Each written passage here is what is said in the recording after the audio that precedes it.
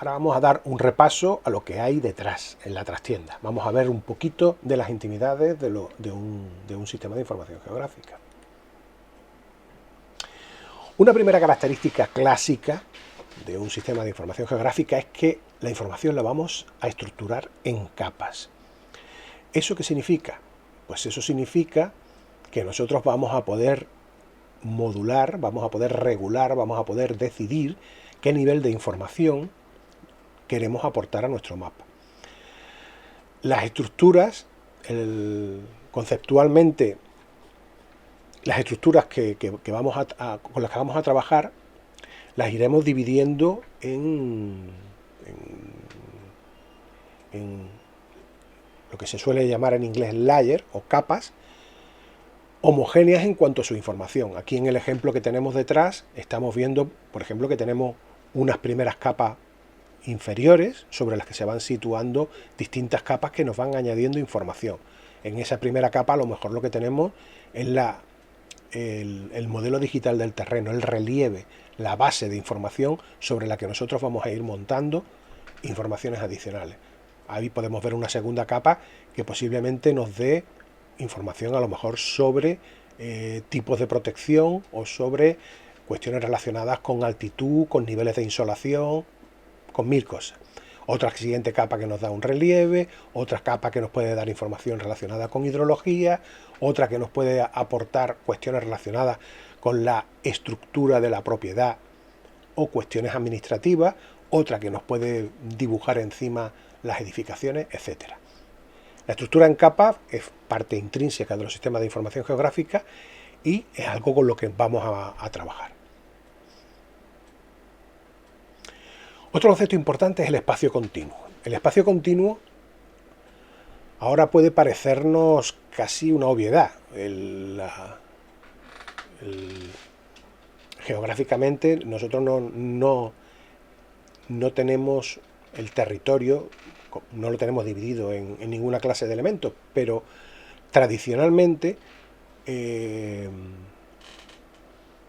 la forma de manejar información de naturaleza espacial era el mapa.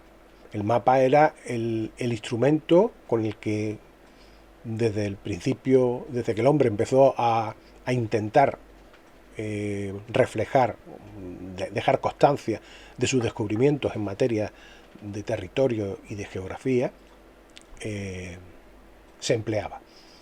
Pero claro, esto daba pie a que esas divisiones que teníamos entre hojas, pues nos acabaran provocando problemas de este tipo, en los cuales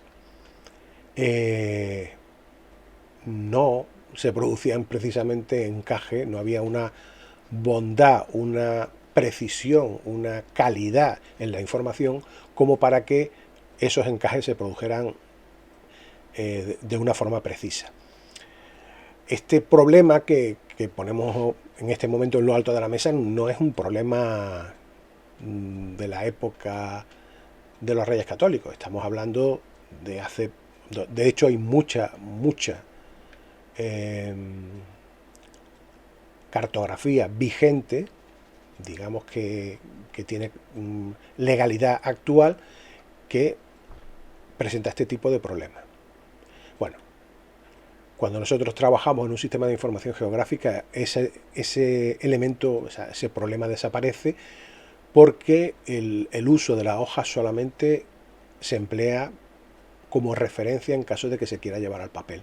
Todo el contenido que se encuentra, digamos, implementado en el interior de un sistema de información geográfica no emplea divisiones espaciales. Están todos pensados para que todo el globo terráqueo sea un espacio continuo sobre el que nosotros podemos trabajar. Ahora vamos a ver un par de conceptos esenciales relativos a la naturaleza de la información con la que nosotros vamos a trabajar en un sistema de información geográfica. Digamos que existen dos grandes familias de información GIS, de información geográfica. En primer lugar vamos a ver la información de naturaleza vectorial. La información que es de naturaleza vectorial es relativamente fácil de descubrir. En primer lugar, bueno, es una información dibujada, es una información en la que cuando nosotros nos acercamos, hacemos una ampliación de una zona, el nivel de precisión, el grosor de las líneas, la calidad de la información que recibimos, por mucho que nosotros nos acerquemos, no se pierde.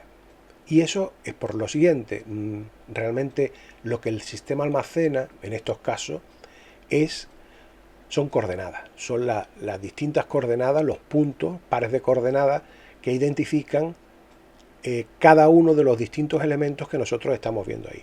Esta vista, pues posiblemente contendrá algunas decenas de miles de coordenadas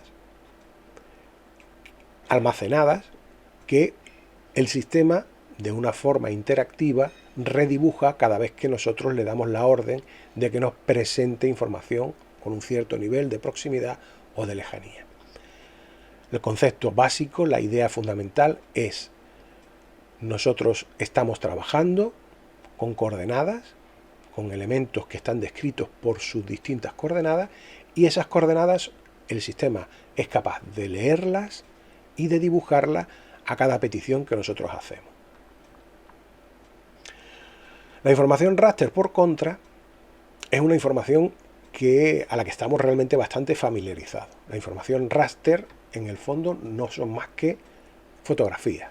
La fotografía digital es algo que está totalmente incorporado en nuestra rutina cotidiana. Y todos sabemos que tienen una serie de características por las que las conocemos. Una de ellas es que cuando nosotros nos aproximamos mucho a un determinado detalle de una fotografía digital, aparece un efecto conocido como el pixelado. Bueno, este tipo de instrumentos, es decir, la fotografía aérea, se emplea también en el mundo de los sistemas de información geográfica. No solo, como en este caso, para almacenar fotografía. Pensad que una foto no es más que una matriz con una serie de filas y de columnas en las que tenemos píxeles, distintos números de píxeles. Cuanta más precisión, mayor número de píxeles. Pero que cada píxel es un almacén de una determinada información. En el caso de la fotografía, es un color. Un color, dentro de toda la gama de colores que es capaz de representar un ordenador o un teléfono móvil o una tablet, pero que obedece a la simplificación de pensar que un determinado trozo de espacio tiene ese color de forma homogénea. Bien, como decía, la información raster se emplea en el mundo de las fotografías aéreas, pero no solo en el mundo de las fotografías aéreas. Pensemos que hay muchas otras cuestiones que pueden, digamos, representarse y almacenarse empleando esos mismos mecanismos. Como por ejemplo podría ser los niveles de insolación. Supongamos que nosotros tenemos una red que está midiendo la capacidad, el número de horas de sol que tenemos en un determinado territorio. Yo puedo dividir ese territorio en cuadrados de un determinado tamaño y a cada cuadrado asignarle un número de horas de insolación. Al final acabaría representando ese mismo territorio con una suerte de distintos cuadrados con colores diferentes, en los que cada color me identificaría un determinado número de horas de sol. En el ámbito que nos ocupa, podemos pensar también en cuestiones como puede ser, por ejemplo, la demografía, mapas demográficos. Ya os adelanto que a la hora de abordar cuestiones relacionadas con demografía, a la hora de intentar caracterizar sobre un mapa las cuestiones relacionadas con población, la legislación española, digamos que recorta las posibilidades de poder llevar a cabo todos aquellos análisis que realmente serían posibles desarrollar gracias a las capacidades de los sistemas existentes. Sin embargo, la legislación vigente nos lo impide. De esta forma, durante muchos años hemos tenido que ceñirnos a la sección censal como máximo nivel de desagregación a la hora de abordar caracterizaciones de tipo demográfico. Posteriormente, en Andalucía se ha incorporado un nuevo recurso que permite al menos una mejor distribución territorial, guardando las precauciones, las limitaciones que establece el secreto estadístico. Para este tipo de trabajos, lo que se ha hecho ha sido desarrollar un grid con unos 250 metros de lado, y se caracteriza a la población dentro de esos cuadrados de 250 metros de lado, de manera que ya no tienen que ajustarse al máximo nivel de desagregación existente hasta el momento, que eran las secciones censales. Obviamente no es un recurso perfecto, y de hecho ya lo veremos. Hay determinados cuadrados que quedarán fuera de nuestra capacidad analítica al vulnerar el secreto estadístico a su vez. Pero bueno, todo esto lo veremos a lo largo del curso con muchísimo más detalle. En cualquier caso, sí tenemos que tener clara el mecanismo de las capas de naturaleza raster. En definitiva, se trata de subdividir el territorio en cuadrados de un cierto tamaño establecido en función de la variable con la que estemos trabajando, y asignar a cada cuadrado un valor en función de la variable con la que estemos trabajando. Ese cuadrado puede ser, en el caso de que sea una foto, puede ser un color, pero también puede ser altura, puede ser cualquier medición que se haya realizado sobre el territorio, puede ser demografía, puede ser densidad de población, puede ser hidrografía, cualquier variable que realmente obre sobre el territorio.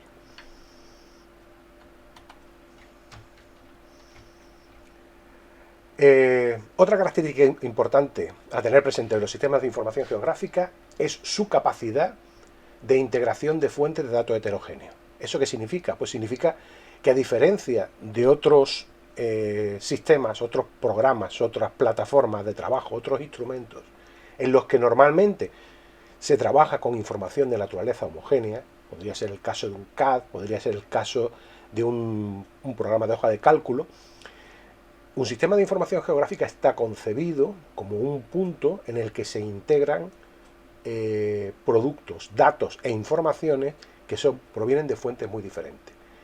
Y el propio sistema es capaz de interpretar todas esas fuentes y ponerlas en conjunción para trabajar en el proyecto que nos ubica, en el proyecto que nos preocupa, que en este caso sería la elaboración de información geográfica. Por ejemplo, esta imagen que tengo detrás está construida, pues la base se obtuvo de un satélite, hay información que proviene de CAD, hay tablas que vienen de Excel, hay información que se ha digitalizado directamente en el GIS. Es una situación recurrente que vamos a tener a lo largo de todo nuestro trabajo con los sistemas. Dentro de las características más peculiares que vamos a encontrarnos con los sistemas de información geográfica está el concepto de atributo. El concepto de atributo es una información que viene asociada al elemento gráfico. Podríamos decir que cada entidad, cada objeto, cada elemento con el que nosotros trabajamos en un sistema de información geográfica tiene como una dualidad onda-corpúsculo. En unos momentos se manifiesta como una geometría y en otros momentos se manifiesta como una información que tiene asociada. Pensemos, por ejemplo, en parcelas. En las parcelas, una estructura de la propiedad con las parcelas, pues son geométricamente unos polígonos que están dibujados sobre el terreno. Bien, esos polígonos tienen una segunda vertiente, una parte consustancial a ella, que son las características, digamos, la información que hay sobre esas parcelas. ¿Qué información podríamos tener sobre esa parcela? Pues podríamos tener un titular, podríamos tener una serie de usos permitidos, podríamos tener una identificación, podríamos tener un valor, podríamos tener una superficie, podríamos tener una serie de informaciones que caracterizan la parcela. Bien, pues el polígono y esa información asociada, que aquí la podemos ver, que aparece como de una forma parecida a las hojas de cálculo en Excel. Es decir, aparece como una línea de información que está indisolublemente vinculada al, al, al polígono. Hasta tal punto que en caso de que nosotros gráficamente editáramos el polígono y dividiéramos este polígono en otros dos polígonos porque se hubiera producido, por ejemplo, un proceso de segregación de parcelas, cada uno de esos polígonos tendría su propia línea. Es decir, no es, tiene que existir una consistencia, funcionan como si fuera un elemento único, que en el mapa, digamos, se materializa como una geometría, como un elemento espacial, y en lo que se llaman las tablas de atributos aparecen como una serie de información, ambas intrínsecas e indisolublemente vinculadas. ¿Qué cosas me encuentro en un sistema de información geográfica? Pues hay una primera funcionalidad que es común a prácticamente todos los sistemas de información geográfica, que es las herramientas de identificación. Esto está estrechamente ligado a lo que acabo de comentar. Como cada entidad, cada elemento espacial lleva vinculada una serie de información, yo tengo la posibilidad de pulsar sobre elementos gráficos y que se me abra una ventana en la que se me informa, se me aporta la información de tipo textual, los textos, los números, la ficha que viene vinculada a cada elemento gráfico. Eso es lo que tradicionalmente se llama identificación en un sistema de información geográfica. Otras funciones clásicas, típicas, pues los callejeros y direcciones. Es decir, toda ciudad tiene una lista con todas sus calles y todos sus números, pero esa lista solamente tiene sentido si se vincula al territorio. Es decir, donde realmente un callejero adquiere su última naturaleza es sobre el territorio, que es donde realmente se despliega y donde tenemos esa información. Bien, los callejeros es un problema, constituyen un problema de difícil resolución, paradójicamente, aunque pueda parecer lo contrario, porque estamos en un proceso, por lo menos en España, de normalización y de homologación de distintos callejeros. Hemos llegado a este periodo con intentos de distintas administraciones y de distintas entidades por tener sus propios callejeros operativos, pero unos a espaldas de otros, con lo cual no existe ningún callejero bueno y existen muchos callejeros que además no se hablan entre ellos. También es un tema del que hablaremos, pero bueno, es una de las cuestiones con uso más frecuente. El mundo de los mapas temáticos. Esto tiene ya una repercusión directa sobre el proyecto que nos trae entre manos. Es decir, existe la posibilidad de emplear elementos del territorio para transmitir información de naturaleza estadística que hay en el mismo. Así, por ejemplo, en esta imagen que tenemos visualizándose, se ha empleado como soporte para transmitir información relativa a la demografía los contornos de los edificios de una ciudad. De forma que el color con que se dibuja cada uno de esos contornos nos indica una determinada cantidad de habitantes que hay en ese edificio. Eso es lo que se conoce como mapa temático, es decir, los colores son falsos colores, no son colores naturales, pero sí son un recurso estadístico para plantear, transmitir información de manera que sea fácilmente identificable sobre el territorio y de manera que se dote al mapa de una capacidad analítica. Un mapa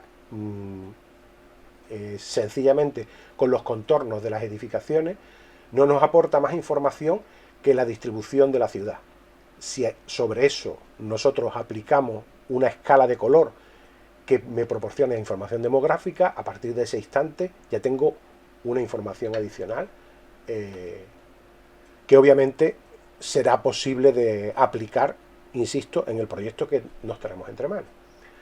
También existen recursos como estos, es decir, la posibilidad de poder hacer una presentación mixta en la que empleamos recursos clásicos de representación, como pueden ser los diagramas de barra o los diagramas de tarta, sobre mapas para mejorar su presentación. Lo mismo podríamos decir en cuanto a la forma de identificar municipios, en este caso serían tipos de suelo, el saber cómo se distribuye urbanísticamente la ciudad. Bueno, una de las formas clásicas de poder una de las formas y prácticamente la única. Se hace normalmente empleando los planes generales de ordenación urbana y sus correspondientes planos.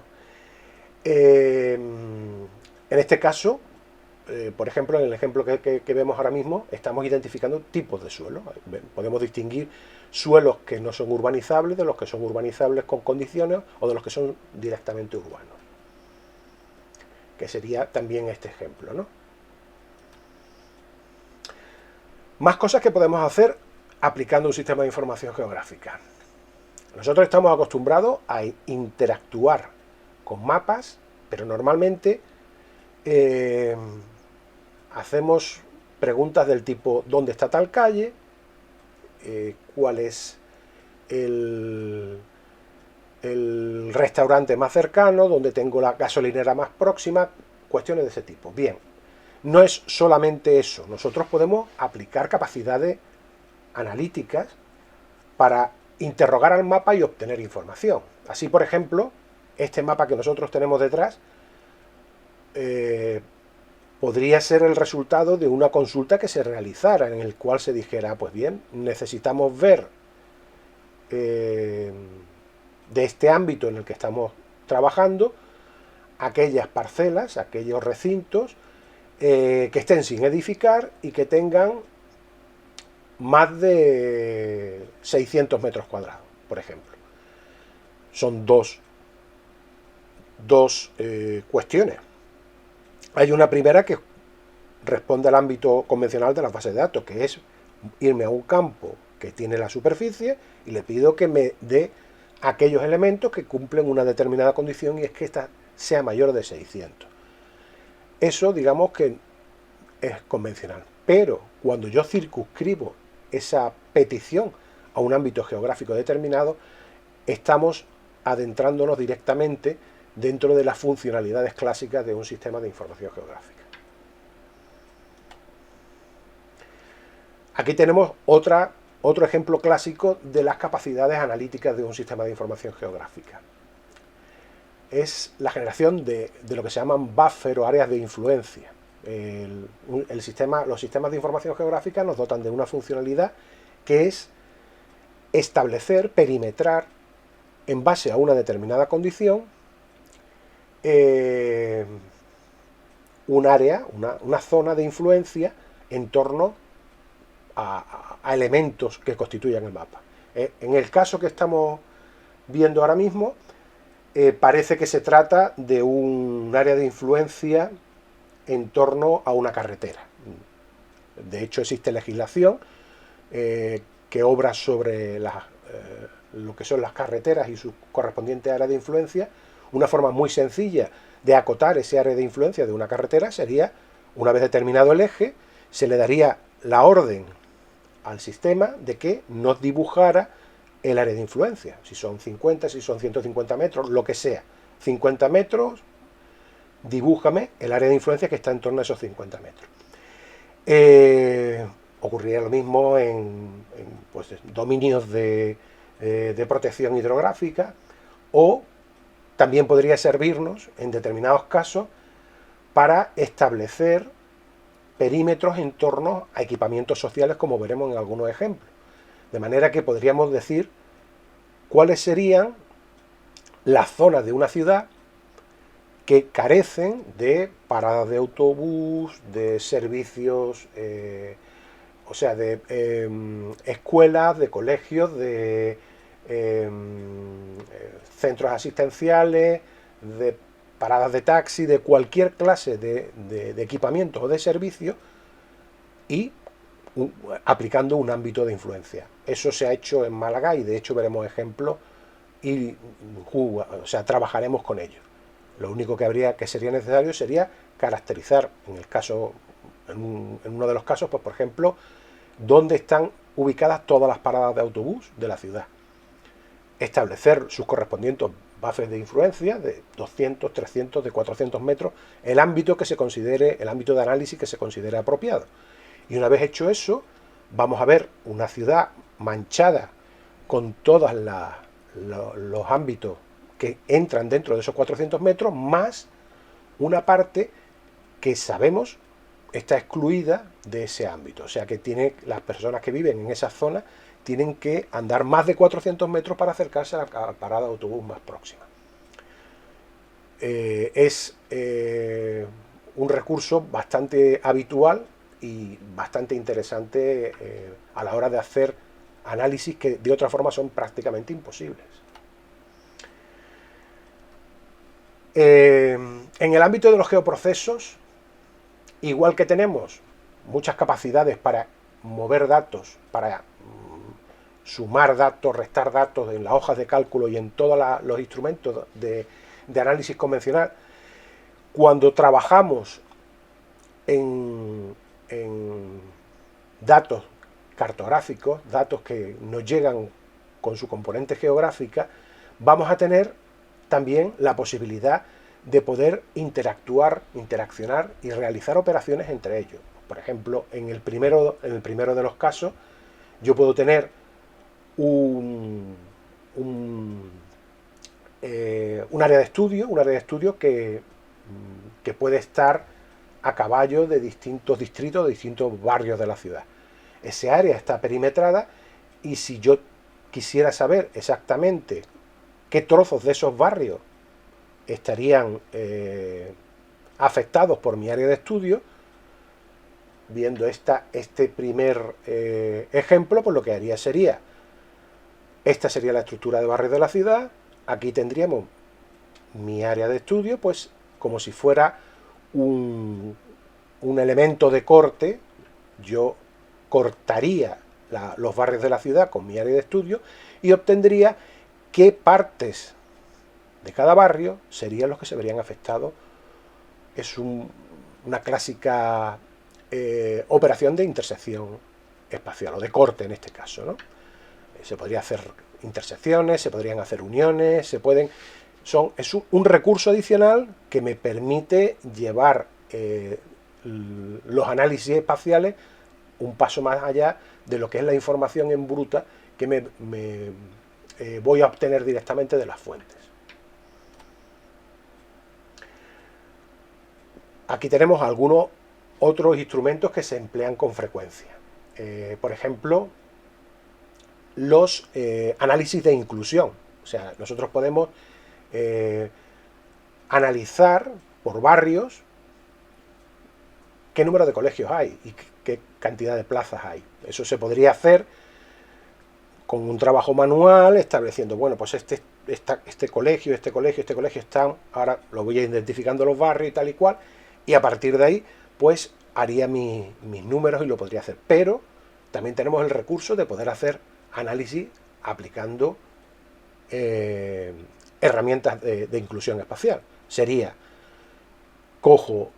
tengo una capa donde tengo la información de lo que sería el barrio, y tengo otra capa puntual donde se identifican, pues, por ejemplo, los colegios de educación primaria que se encuentran dentro de ese barrio. Pues lo único que tendría que hacer es seleccionar, empleando como ámbito de selección el barrio, todos los puntos que se encuentran dentro, y a partir de ahí, de forma automática, obtendría esa información. Esa sería una operación clásica de selección, de inclusión dentro de ese punto. Y otro elemento clásico también serían los análisis de proximidad, a los cuales sí estamos habituados, porque serían, pues, por ejemplo, los que se emplean a la hora de buscar restaurantes más próximos, gasolineras más próximas, etcétera, etcétera. Otra posibilidad que tenemos es la de construir a partir de elementos que tengamos, a partir de elementos gráficos que tengamos, otros elementos de los que no dispongamos en principio. Y os voy a poner un ejemplo para que lo veáis claro. Esto que estamos viendo aquí sería el mapa de Andalucía, pero a nivel de términos municipales. O sea, cada polígono que estamos viendo aquí es un término municipal. Sin embargo, carezco de los límites provinciales de cada una de las provincias de Andalucía. Bien, supongamos que nosotros tenemos el código INE en cada uno de esos municipios asociado a nuestra tabla de atributos, de manera que todos los municipios que se correspondan a Málaga pues tendrán el 29 como código de provincia, los de Almería serán el 04, etc. Nosotros tenemos una herramienta que nos va a permitir crear nuevas entidades geográficas, es decir, nuevas entidades geométricas, fusionando en base a un campo común para crear las nuevas. Entonces, aplicando este criterio, nosotros le diríamos por el campo provincia, vas a fusionar todos los polígonos que tengan ese mismo campo provincia, de forma que en este caso tendríamos los límites de las provincias, pero generados a partir de los límites de los términos municipales.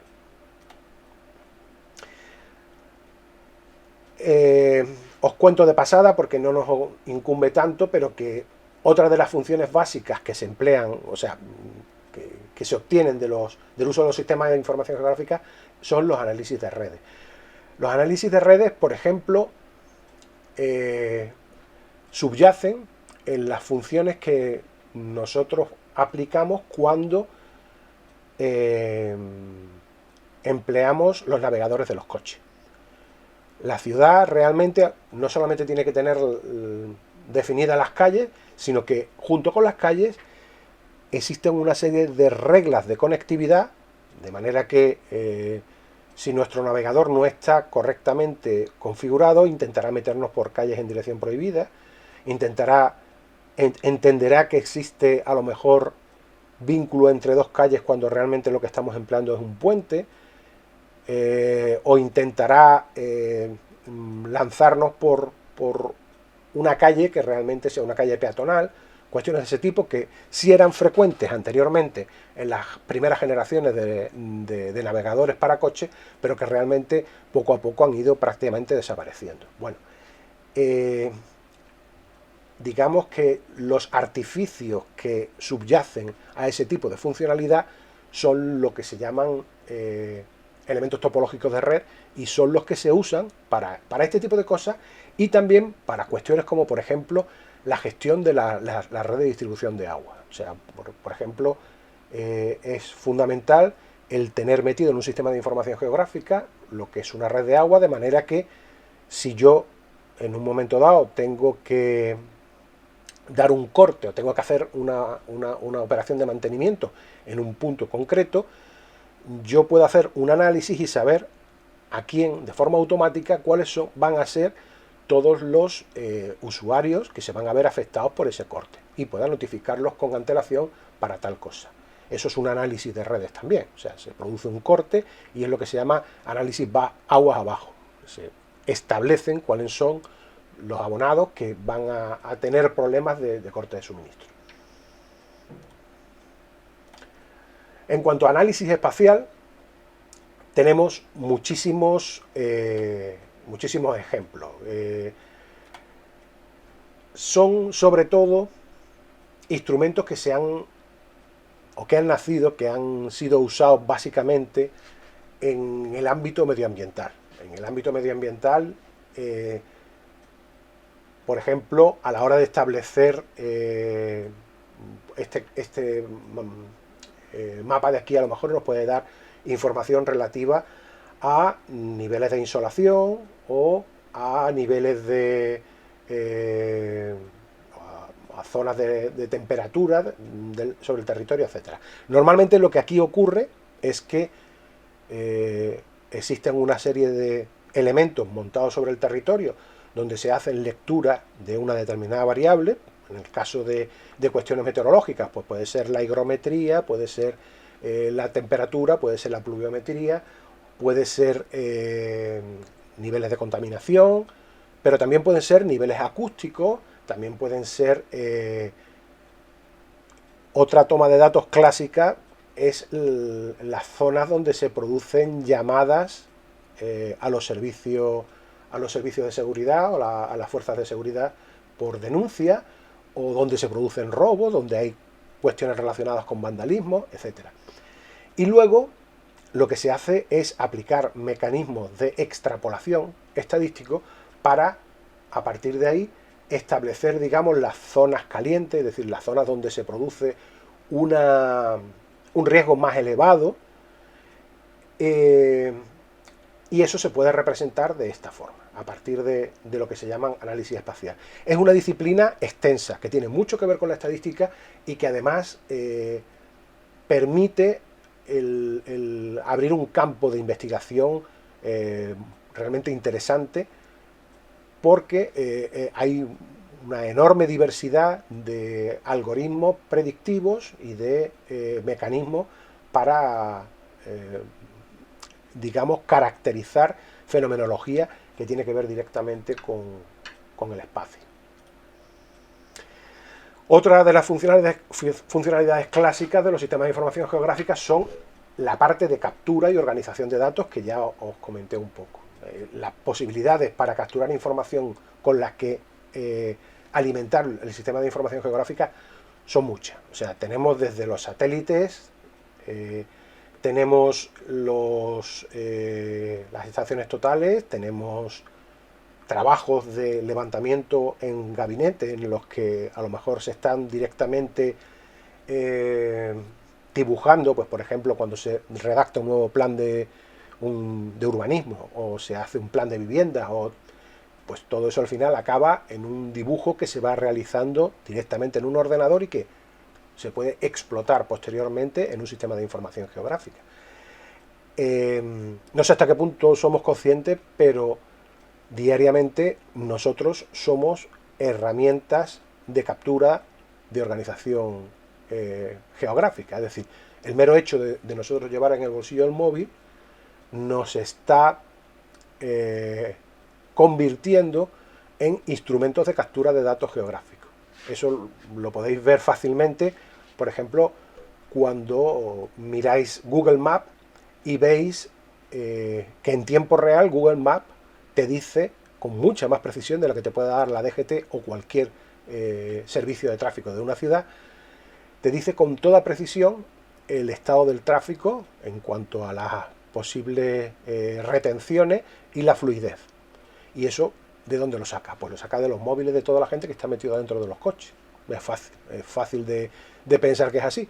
Entonces, de forma continua se están obteniendo información y tienen el nivel de actualización máximo que se pueda producir. Hay también algunas disciplinas que pueden ser de mucho interés, que es lo que se llaman procesos de georreferenciación indirecta. Es decir, supongamos que, por ejemplo, nosotros tenemos una variable que tiene que ver con una serie de fichas de información donde se han ido recogiendo incidencias relacionadas con episodios de maltrato. Pero toda esa información que nosotros tenemos no la tenemos más que en papel, o la tenemos metida en nuestro sistema de información, pero en absoluto vinculado a ninguna variable geográfica. Si nosotros tenemos la dirección de cada una de esas incidencias, existen mecanismos que nos permiten de forma automática facilitar una lista de direcciones a un servicio, a un sistema, y que ese sistema nos devuelva una serie de puntos que corresponden a esas direcciones.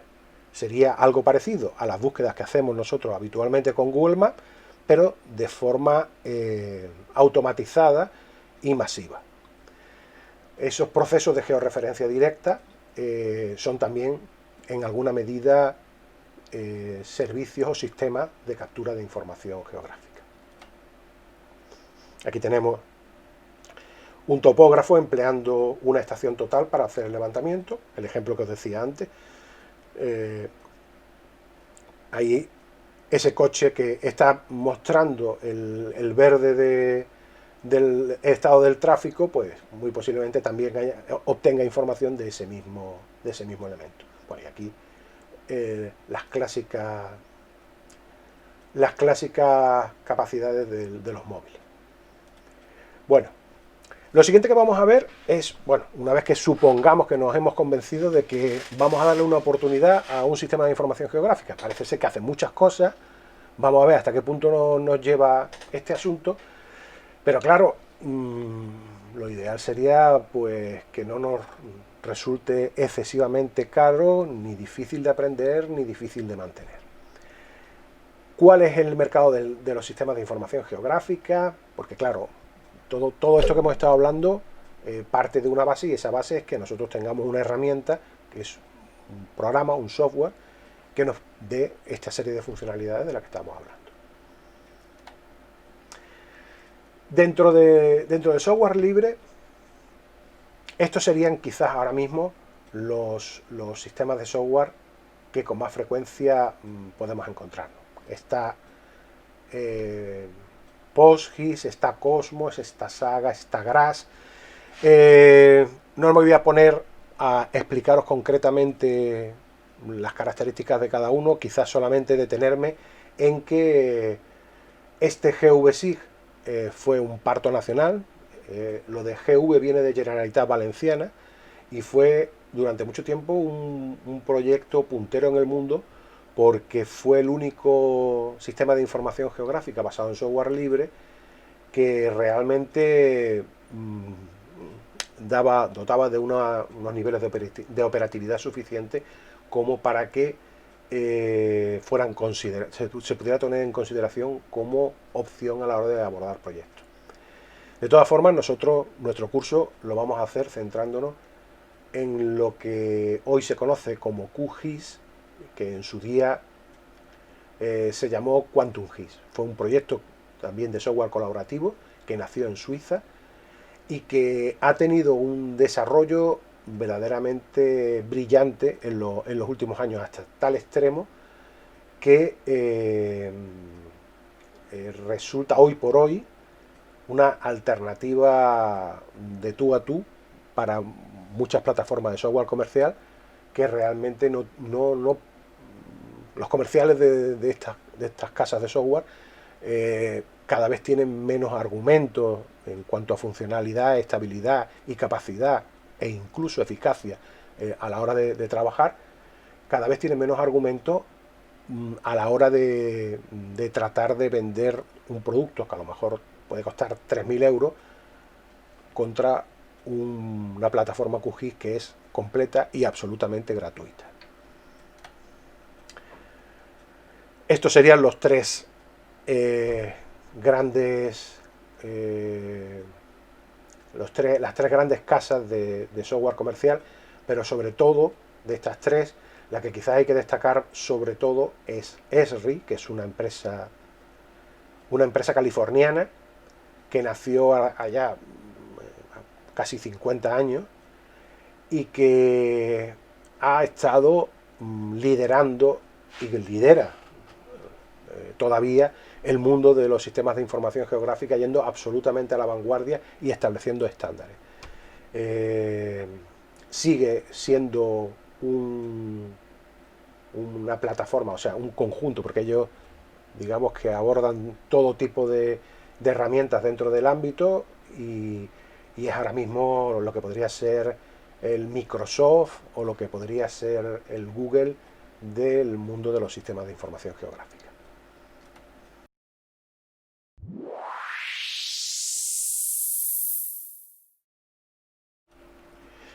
Bueno, por último, y para terminar este primer módulo, vamos a proceder a hacer un rápido repaso sobre cómo vamos a tener que cada uno llevar a cabo la instalación de la herramienta con la que vamos a trabajar durante el curso, que va a ser QGIS.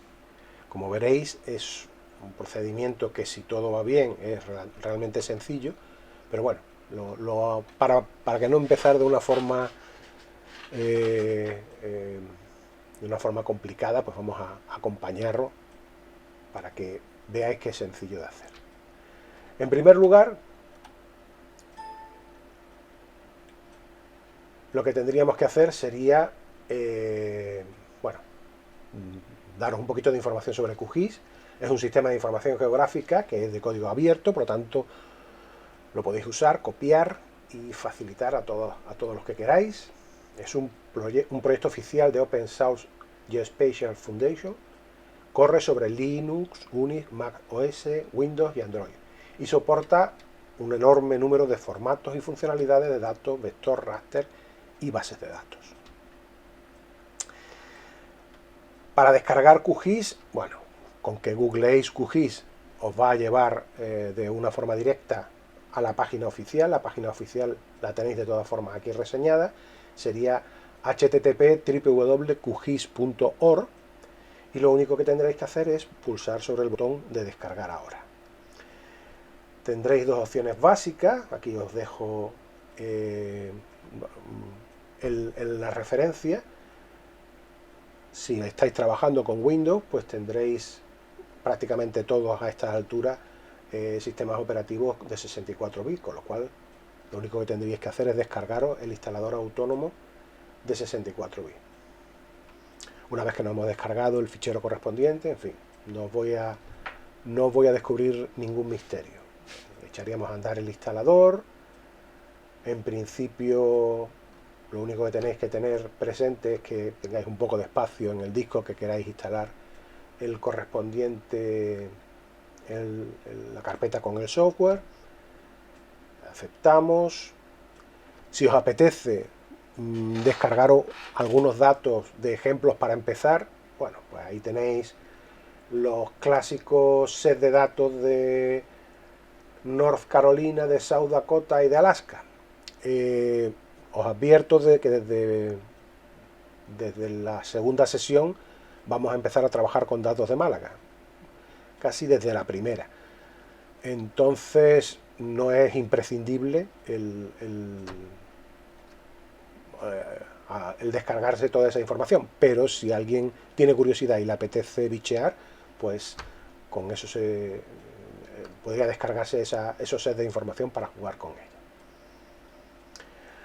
Hay que tener un poquito de paciencia mientras se va descargando poco a poco y se va instalando, y una vez, si todo ha ido bien, pues pulsaremos el botón de terminar y arrancaremos el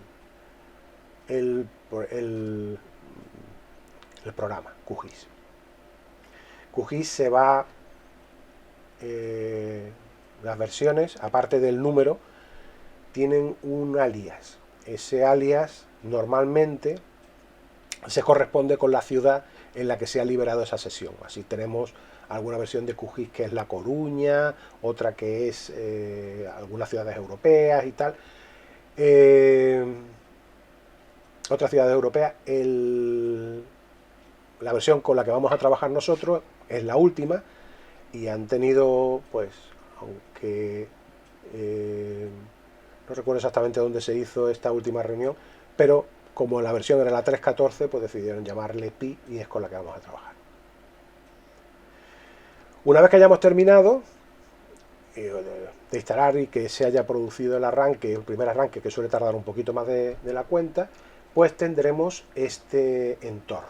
Como ya vemos que hay aquí una serie de cosas, aquí tenemos otra serie de cosas, y aquí tenemos algunas noticias que nos van a llegar en inglés. El tema del inglés, hombre, a esta altura es normal, lo normal es que tengamos un cierto manejo de inglés la mayor parte de la comunidad universitaria hispana. Pero al tratarse de un proyecto colaborativo, la documentación primaria suele redactarse en inglés y después, a base de colaboración por parte de voluntarios, se van haciendo traducciones a otros idiomas. Os lo digo porque en algún momento podréis encontraros incluso con textos que estén en un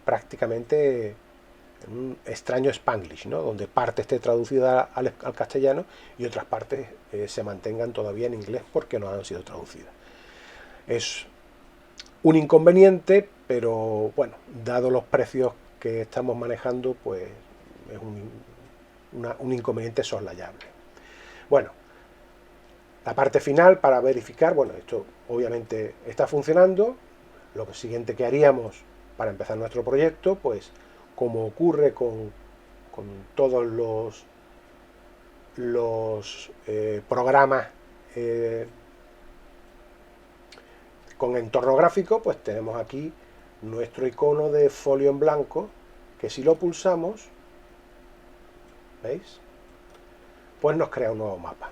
Y al crear ese nuevo mapa, nos enfrentamos directamente con el famoso pánico al mapa en blanco. Bueno, bien, tengo un mapa, pero yo no veo nada en ese mapa. El mapa está absolutamente vacío. Entonces, saltándome muchas etapas, creo que puede resultar un poco tranquilizador el emplear una herramienta que de una forma rápida nos permita dar contenido geográfico a nuestro mapa en blanco. Y para ello vamos a aprovechar, ya os digo que realmente nos adelantamos a los acontecimientos, pero bueno, existe la posibilidad de dotar a la plataforma base de QGIS con una serie de complementos que le añaden funcionalidades específicas. Ya veremos otros complementos a lo largo del curso. Pero nosotros en principio vamos a hacernos con uno que de una forma muy sencilla nos va a empezar a volcar información geográfica en nuestro QGIS y va a hacer que abandonemos de sopetón el pánico al mapa en blanco. Para lo cual, aquí tenéis un poco esbozado el proceso que tenéis que seguir. Iríamos a complementos. Dentro de complementos escribiríamos HCMGIS, aquí en esta lupita, lo descargaríamos, lo instalaríamos pulsando este botón. Una vez que lo hemos encontrado, sencillamente le daríamos a instalar complemento y esto nos va a dotar, si la instalación se hace correctamente y si no hay ninguna clase de problema, nos va a dotar a la pestaña web con una opción nueva que se va a llamar Quick Map Services. Ese Quick Map Services lo que va a hacer es de una forma rápida obtener desde internet bases de mapas para que nosotros empecemos a trabajar. Entonces, el fin de esta primera etapa va a ser entrar por la opción web, dentro de web Quick Map Services. Vamos a elegir la opción OSM. Eso OSM viene del inglés OpenStreetMap. Es una comunidad dedicada a la elaboración de mapas de libre distribución. O sea, de la misma forma que existen individuos que dedican de una forma voluntaria parte de su tiempo para desarrollar software sin contraprestación económica alguna, es decir, por el mero hecho de facilitar ese aporte de conocimientos a una tecnología libre y porque la comunidad pueda de alguna forma beneficiarse sin coste alguno de este tipo de cosas, pues de la misma forma que existen comunidades relacionadas con el software libre, también existen comunidades relacionadas con los datos libres, el free data. Entonces, OpenStreetMap es una comunidad a nivel mundial que se dedica a la elaboración desinteresada de mapas de todo el mundo. Y por lo tanto, nosotros vamos a beneficiarnos de esa disponibilidad de información para generar nuestro primer mapa. Por lo tanto, lo que, insisto, haríamos sería, en nuestro mapa en blanco, iríamos a Quick Map Services, OpenStreetMap, y dentro de OpenStreetMap, OpenStreetMap estándar. Con lo cual, el final de nuestra primera etapa sería este. Este mapa que veis, en el que veis todo el mundo, es un mapa con el que vamos a poder trabajar directamente, es decir, vamos a tener la posibilidad de, empleando las herramientas de lupa, aproximarnos y ver cómo ese mapa interacciona con nosotros. Por lo tanto, el final de esta primera etapa va a ser este. O sea, nosotros tenemos que llegar hasta haber alcanzado la instalación de nuestra plataforma de QGIS y haber obtenido este mapa. Hay una tarea muy sencilla que tenéis en la plataforma y que os dará la pauta de lo que tenéis que hacer, que tiene que ver con esto que os cuento. Y próximamente pues empezaremos la segunda etapa.